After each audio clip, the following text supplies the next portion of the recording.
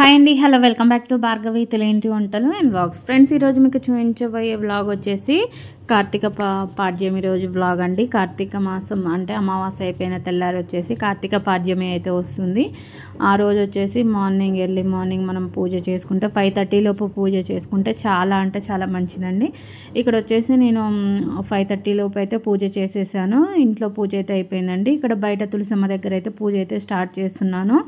ఇక్కడ వచ్చేసి ఇక తులసమ్మకైతే కొంచెం నీళ్లు పోసి ఇంకా తర్వాత పసుపు కుంకుమ వేసి పూలు అయితే పెడుతున్నాను. కొంతమందికి కార్తీక పాడ్యమి పూజ అయితే తెలుస్తుందండి. చాలామందికి అయితే కార్తీక మాసం అమావాస్య అయిపోయిందంటే కార్తీక మాసం అయిపోయింది అని అనుకుంటారు. కొంతమంది అయితే పాడ్యమి పూజ అయితే చేస్తారు. మనం పాడ్యమి రోజు పూజ చేస్తే కార్తీక మాసం మొత్తం మనం పూజ చేసినంత విలువ ఉంటుందన్నట్టు. ఇక్కడ నేను పూలు పెట్టేసిన తర్వాత కింద నీళ్లు చల్లి ఇక పసుపు అయితే రాస్తున్నానండి. పసుపు రాసిన తర్వాత ముగ్గు అయితే వేసాను అన్నట్టు. మొత్తం ముగ్గు వేసిన తర్వాత పసుపు కుంకుమ కూడా ఆ ముగ్గు పైన అయితే వేసాను.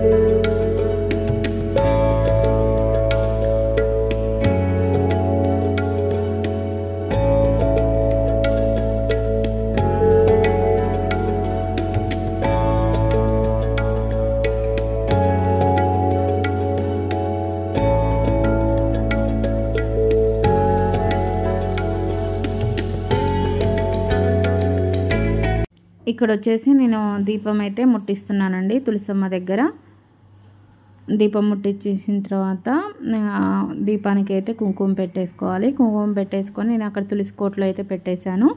ఈ తర్వాత వచ్చేసి అగరబత్తులు కూడా వెలిగించేసానండి. ఇక తర్వాత వచ్చేసి ఇక నేను దీపాలు వదలడానికి అని చెప్పేసి ఒక బేషన్ లాంటిదైతే ఇట్లా రెడీ చేసుకుంటున్నాను. ఇక్కడ వచ్చేసి ఆ బేషన్కి అంచు వైపులా పసుపు రాసి అలాగే పసుపు రాసిన తర్వాత బొట్లు పెట్టేసుకోవాలి. బొట్లు పెట్టేసుకొని దాంట్లో వాటర్ పోసేసుకొని మనం ఎక్కడైతే పసుపు ముగ్గు వేసుకున్నామో ఆ ముగ్గు మీద అయితే పెట్టుకోవాలండి. పెట్టుకున్న తర్వాత వీటిలో వచ్చేసి గంధము, పసుపు, కుంకుమ వేసుకోవాలి.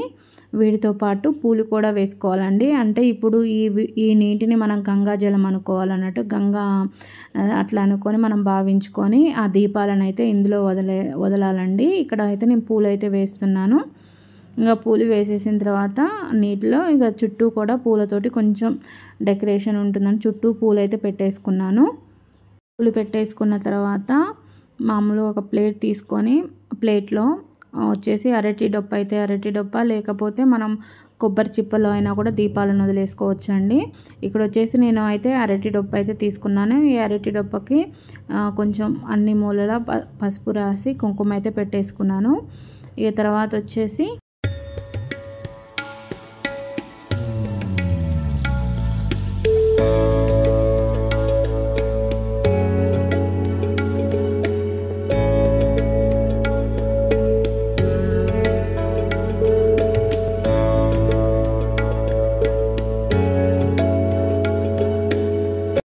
అరటి డొప్పకి బొట్లు పెట్టేసిన తర్వాత ఒక అర్ధగంట పాటు నేనైతే ఈ ఒత్తులను అయితే నూనెలో నానబెట్టుకున్నానండి. 33 ఒత్తులు కలిపి ఒక ఒత్తిగా చేసుకొని వాటిని నూనెలో అయితే కొద్దిసేపు నానబెట్టుకొని ఆ ఒత్తులని డొప్ప మీద అయితే పెట్టేశాను. అరటి డొప్ప మీద అయితే పెట్టేసిన తర్వాత అగరబత్తితో అయితే ఈ ఒత్తిని అయితే వెలిగించాలండి.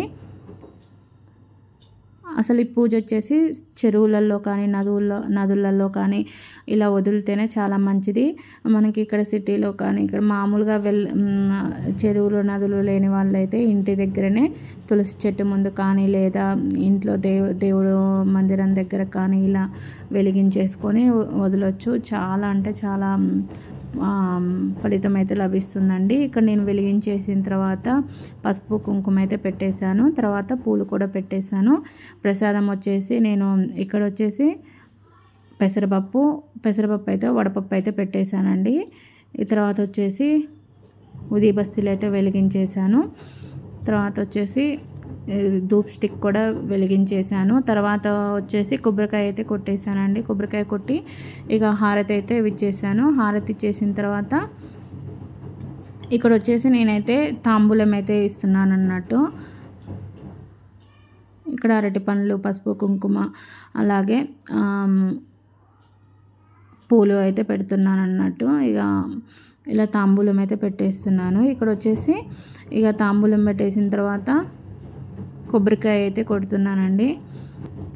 కొబ్బరికాయ కొట్టేసుకొని పక్కనైతే పెట్టేశాను. ఇక తర్వాత వచ్చేసి ఇక వాటర్ కూడా మామూలుగా ఇక్కడే పెట్టేశాను తులసమ్మ దగ్గరలోనే. ఇక తర్వాత వచ్చేసి హారతి అయితే ఇస్తున్నానండి.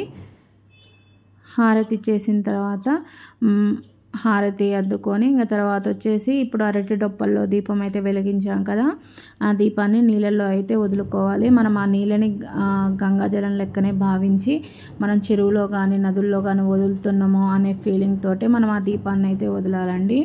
వదిలిన తర్వాత ఒక 3 సార్లు అయితే ఆ దీపాన్ని కొంచెం ముందుకి ఇలా నెడుతున్నట్టయితే అనుకోవాలి.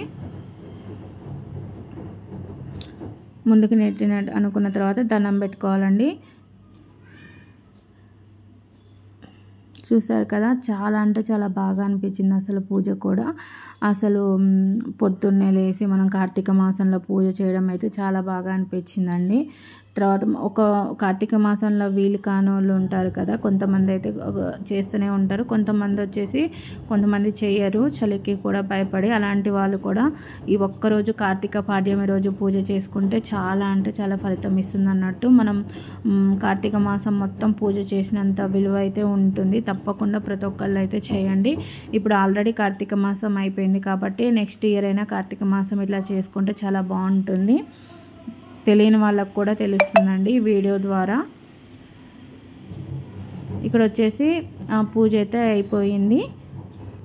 ఇక్కడ వచ్చేసి 5:30 లోపు అంటే 5:40 అలా ఆ లోపు అయితే పూజ అయితే చేసుకోవాలండి. 6 అయితే ఖచ్చితంగా తెల్లారుతుంది కాబట్టి 5:30, 5:40 లోపు అయితే పూజ చేసుకుంటే సరిపోతుంది అన్నట్టు. ఇప్పుడు ఈ దీపం కొండెక్కిన తర్వాత ఎవరు తొక్కని ప్లేస్లో అయితే ఈ వాటర్ని అయితే పోసుకోవాలండి. మామూలుగా చెట్లలో పోసుకోవచ్చు. తర్వాత వచ్చేసి పూలు ఉంటాయి కదా, ఈ పూలను కూడా మనం ఎవరు తొక్కని ప్లేస్లో అయినా వేసుకోవచ్చు, లేదా చెట్టు మొదట్లో అయినా వేసుకోవచ్చు అండి. చూసారు కదండి, ఈ విధంగా అయితే మా పాడ్యమి పూజ అయితే కంప్లీట్ అయిపోయింది. చాలా అంటే చాలా బాగా జరిగిందండి. మీకు ఈ వీడియో నచ్చింది అనుకుంటున్నాను. నచ్చితే తప్పకుండా లైక్ చేయండి, షేర్ చేయండి, సబ్స్క్రైబ్ చేయండి. ఇలాంటి మరిన్ని వీడియోల కోసం నా ఛానల్ అయితే తప్పకుండా మీరు ఫాలో అయితే చేయండి. మీ సపోర్ట్ నాకు ఎప్పుడూ ఉండాలి. Thank you for watching.